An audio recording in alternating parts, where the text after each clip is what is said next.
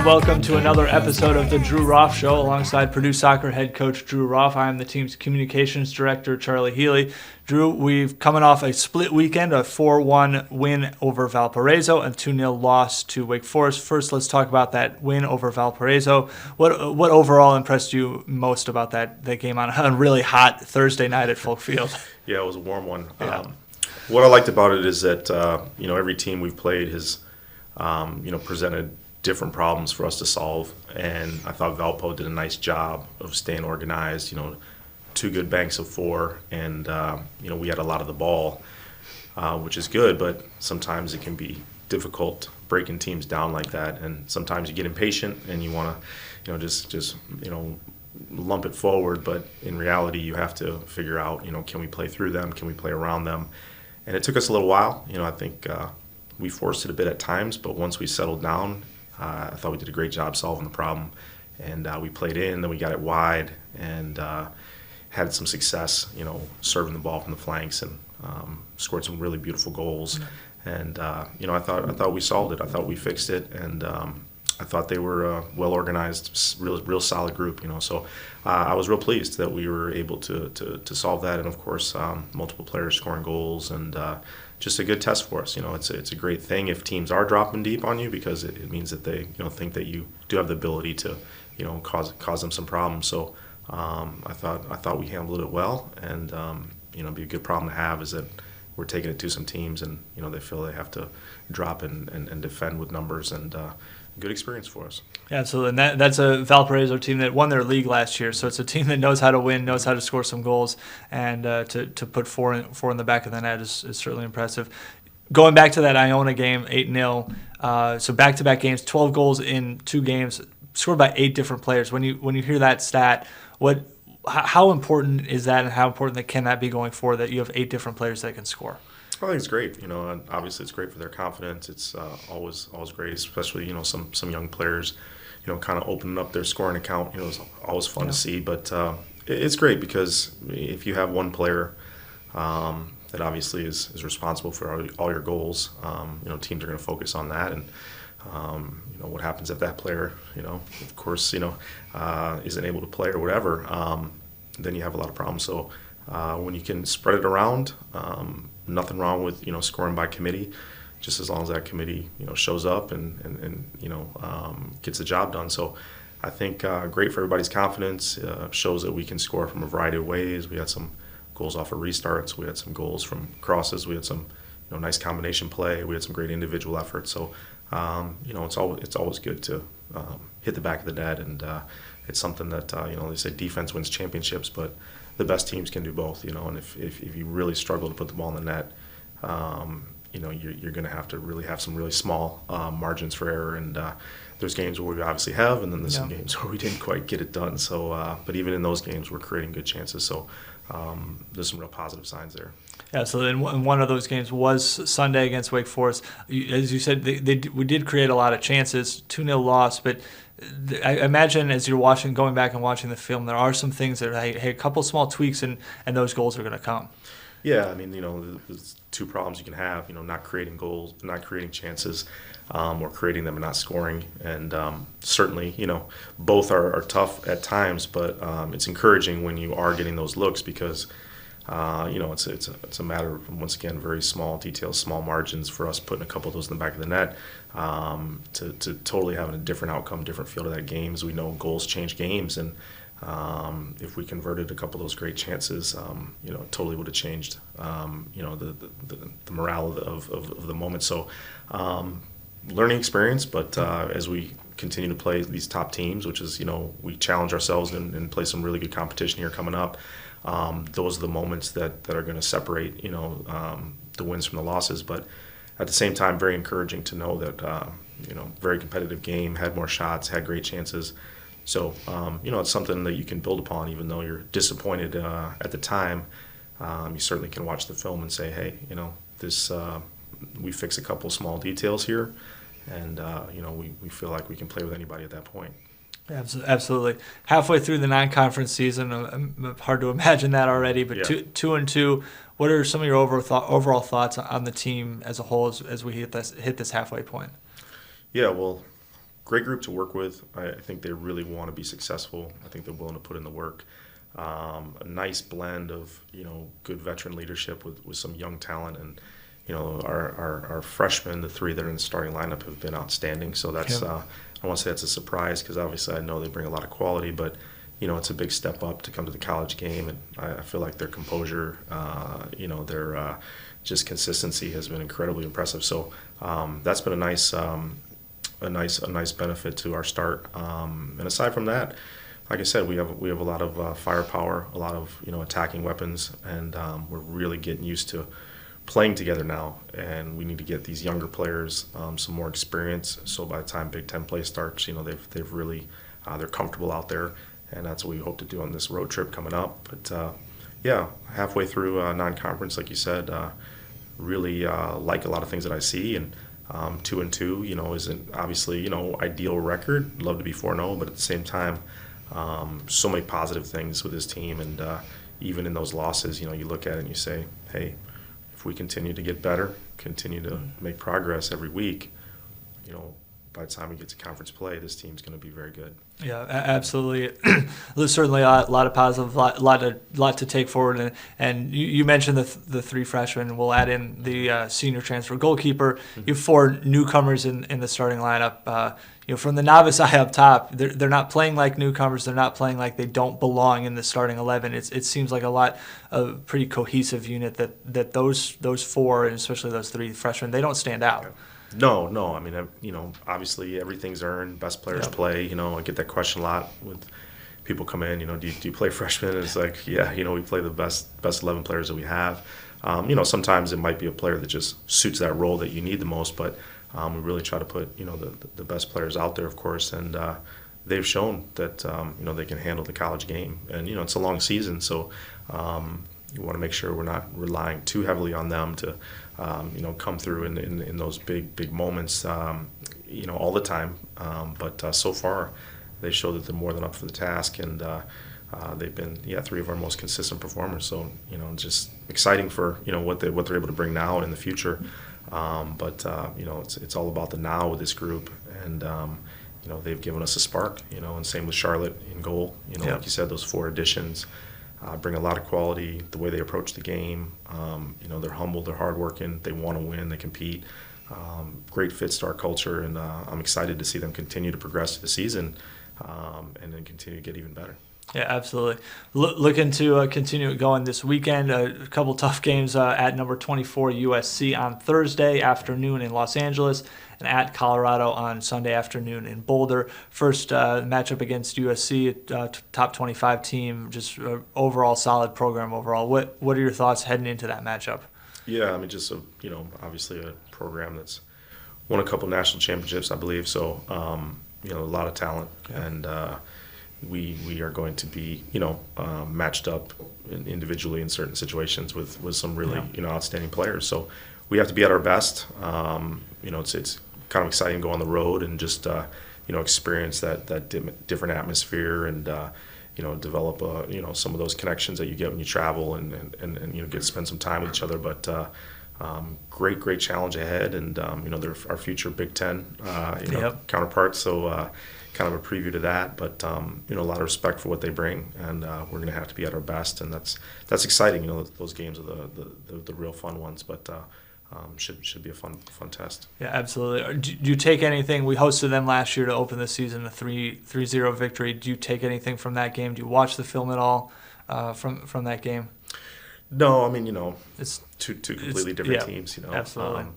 The only problem is, we're not gonna sneak up on them. Let's put it that way. That's from that game. I mean, I'm sure they'll be ready. But two different teams, different seasons.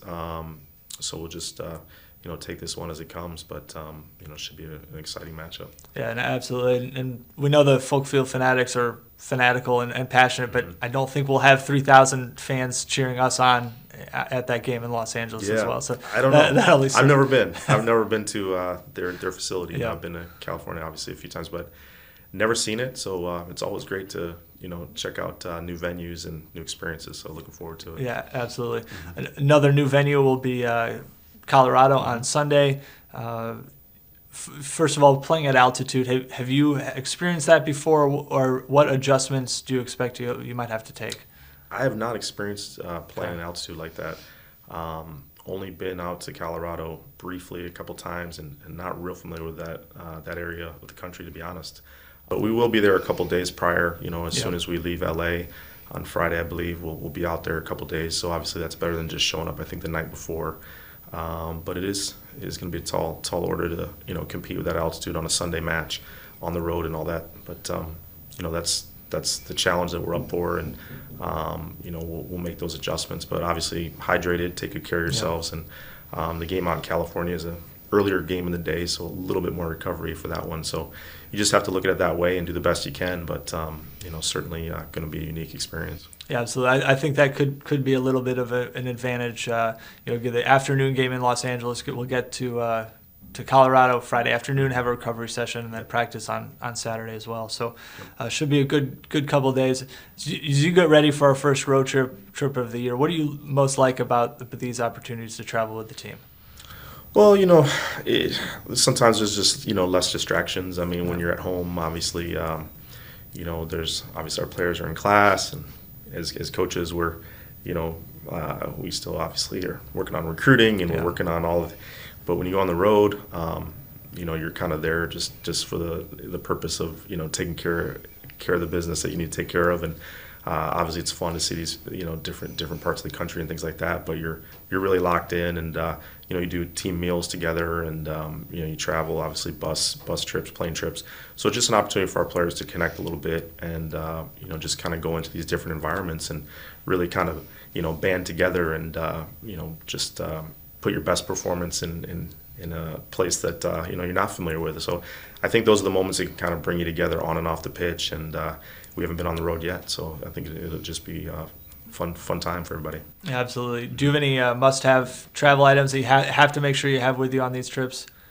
I would say probably my noise-canceling headphones. Yep. Okay. Listen to some music, maybe watch some shows, on a long flight. And, of course, watching, some game film and things like that. It's always nice to have that and block out that noise, yeah. What show are you watching now? What show? I watched The Bear recently. It was a pretty good show. Watched a few episodes of that.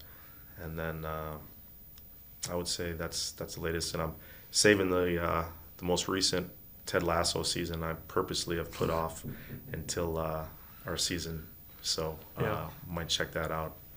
Okay. That's about it. Yeah, I might need to catch up on all the seasons of Ted Lasso, but hopefully that'll be an off-season project for me. So, lastly, you have Olivia Hall coming up. She's a sophomore defender. What are your thoughts on her, especially as she's playing in her sophomore season? I've seen just so much growth out of her from freshman year to sophomore year. Have you seen the same thing? Oh, absolutely. I think Olivia had a real solid freshman year. Making that adjustment to college soccer, as we know, is not easy.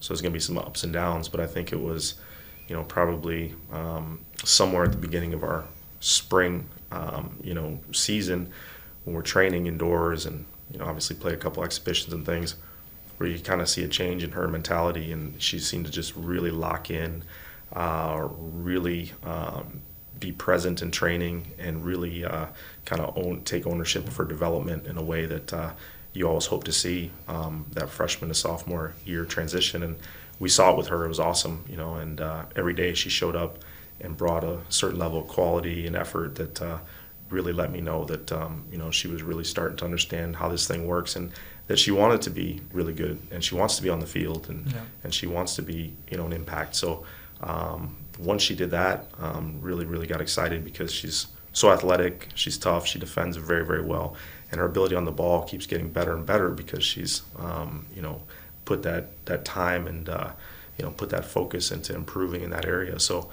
really proud of her, and she's become an important part of our team. And she has that mindset that she wants to play, wants to win.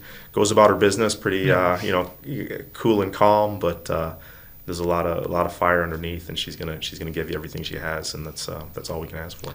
Yeah, she's sort of calm, cool, and collected off the field, and then you see her on the field making those big runs or big tackles, and it's like, oh wow, okay, it's a little different person out there. She's stronger than she looks. I mean, she's powerful when she goes in on tackles, and really just not somebody that you want to play against if you're a forward. So she's doing great. Yeah, no, it's been fun to see her. It almost like just a switch from freshman year to sophomore year is like just such a big growth. So great to see there. We look forward to hearing more from her coming up, and after that we'll talk a little added time after that. Sounds great.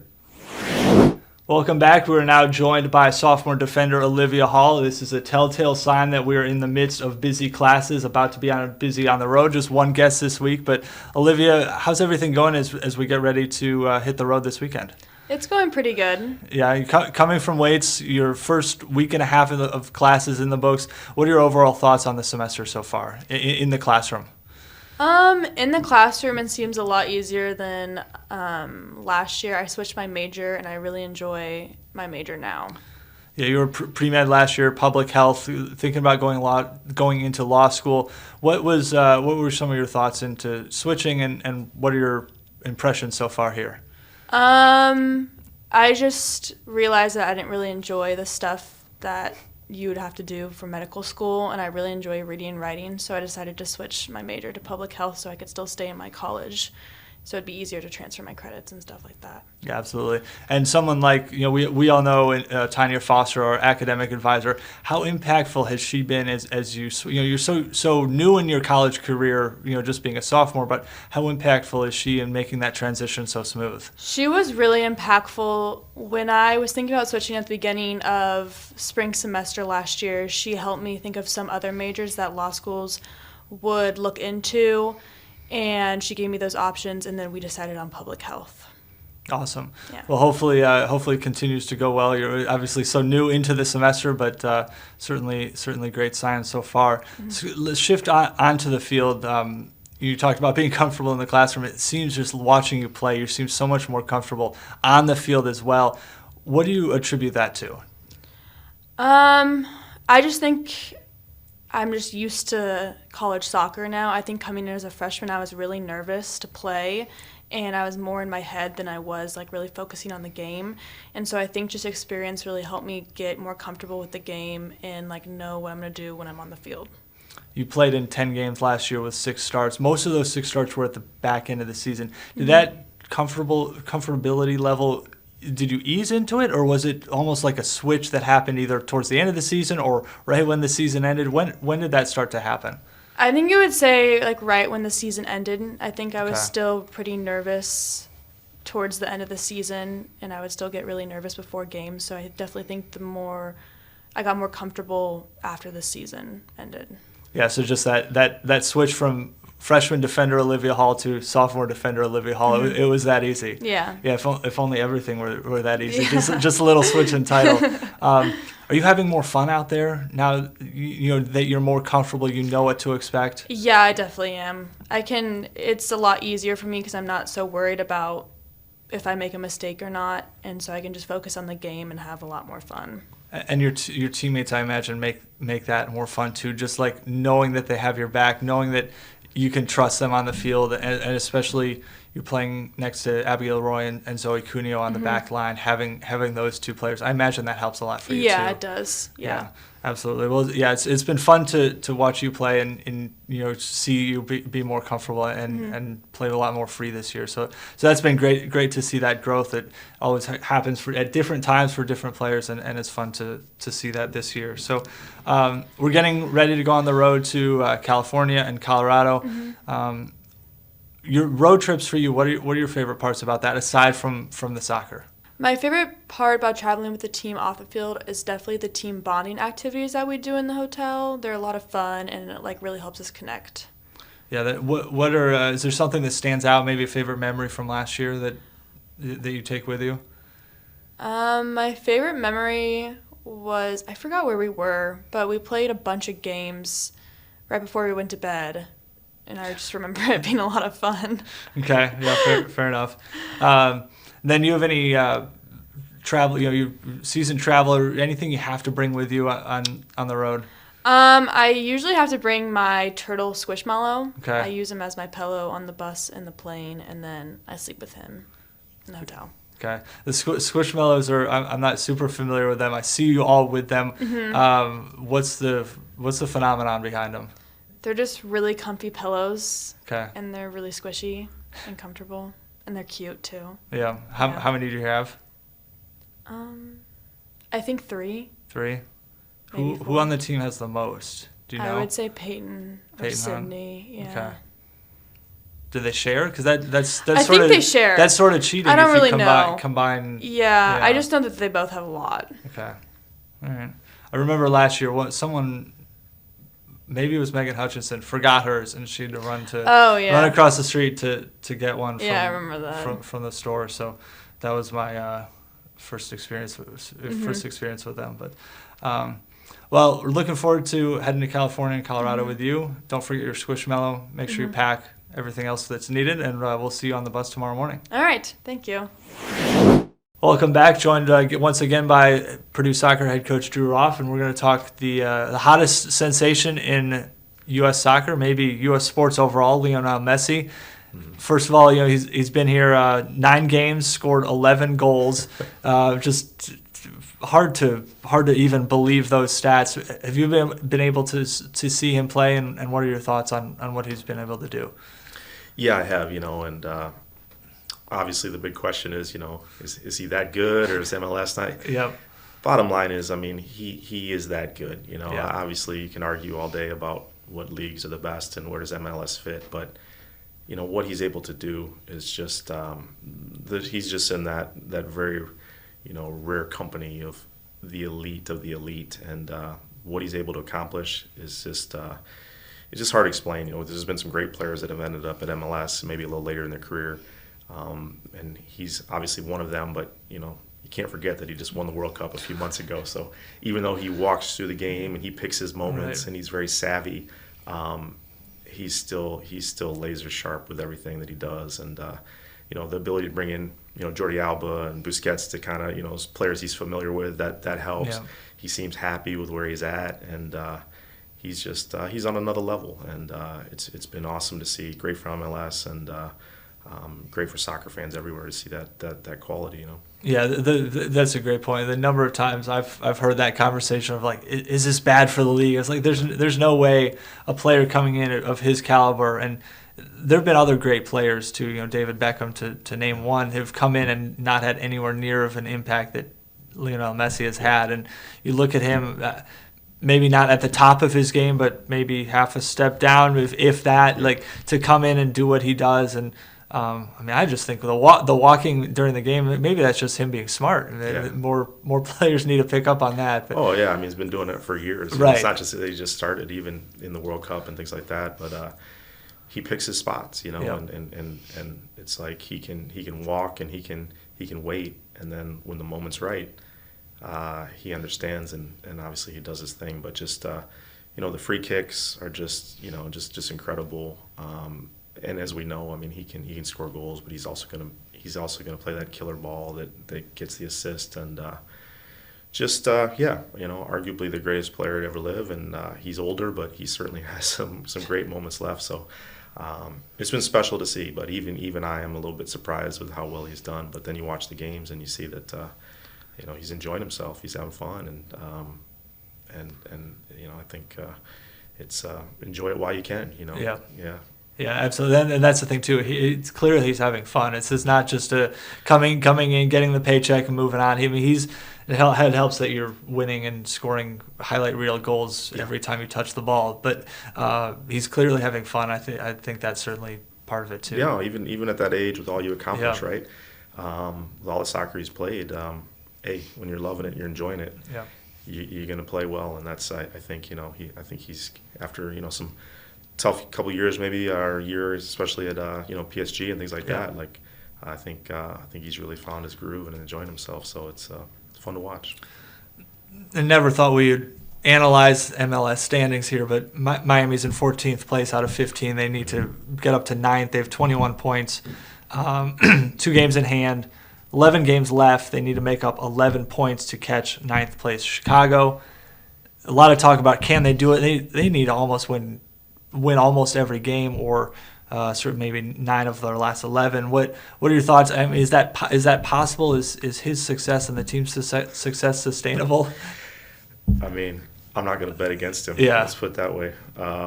they got a tough road. Right. Obviously, they had a lot of ground to cover, and that's not easy. And it's hard to go on that run that they've been on and continue it.